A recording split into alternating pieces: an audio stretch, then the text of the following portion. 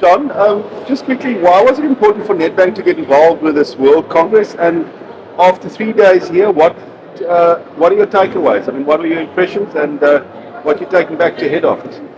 Yeah, Chris, I think the first thing is to say that from Nedbank's point of view, we are really delighted to be here. We are the only bank that is participating and has sponsored this event. And to be honest, it has really done a lot for, I think, Nedbank and for me personally. Just to go back to the question about Nedbank and why conservation agriculture. I think you might know that Nedbank is purpose-driven. We use our financial expertise to good for our clients and society. And of course, what underpins that is the SDGs. So if you think about it, there's a really good alignment between the SDGs, sustainability, conservation, agriculture, regenerative agriculture. So I think that was the first light that came on it, that this is an event that we need to be part of. And then in being at the event, it really has confirmed many things for me. Conservation agriculture, which essentially minimum tillage or no tillage, ground cover, diversification of species, really important. And it does talk to soil health as well. And there's a massive opportunity here for banks to do far more than what they're doing currently. So what we do quite well, we lend money for solar panels, renewable energy, water efficiency, for example. So we're doing some of the basics, and you would argue that is contributing towards decarbonization and sustainability, better use of natural resources, etc. So that's a big check. However, I think there's so much more that we can do. I think the conservation agriculture and the way that farmers are going about it, there's some uncertainty there. Some farmers are a bit hesitant about the future. What will this change mean? Will things get worse before they get better, for example? And I think we have a role to play, not only in funding that transition, because you could argue that there's funding required, either in the no-till planters and sprayers and everything that goes with conservation agriculture, but also the soil health itself.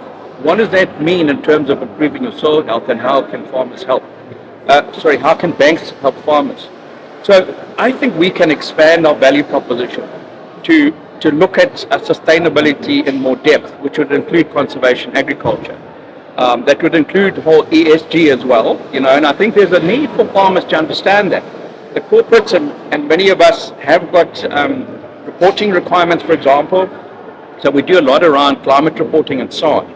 But I think advising and informing the market, particularly those that export, but even not, is where is this going, and certainly conservation agriculture has a big role to play. The other thing is, and it's not a silver bullet, but carbon credits has been spoken about. We actually have a carbon credit trading desk as well within Nedbank. But I think there needs to be some better information around that.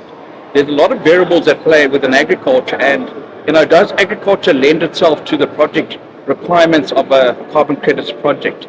There's some work to be done there, but potentially all this good stuff that farmers are doing is not only future-proofing their businesses. I'm talking about financial resilience, but also climatic resilience.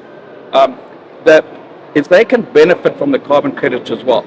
There's work to be done. There's no silver bullet, but I find this direction really promising. I see the groundswell starting to come through, and that's important for me because we need more and more people to talk about this.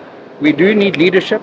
We do need courage, I suppose, and many of the farmers, and you had the Legends panel yesterday, those farmers were standing up, some of them in 1990, as to what needed to be done. And over the years, they've figured it out. I'm hoping we can learn from that because we can't, wait for 20 years for this to now roll out. We have to fast track it. And I think certainly that's what this conference has done.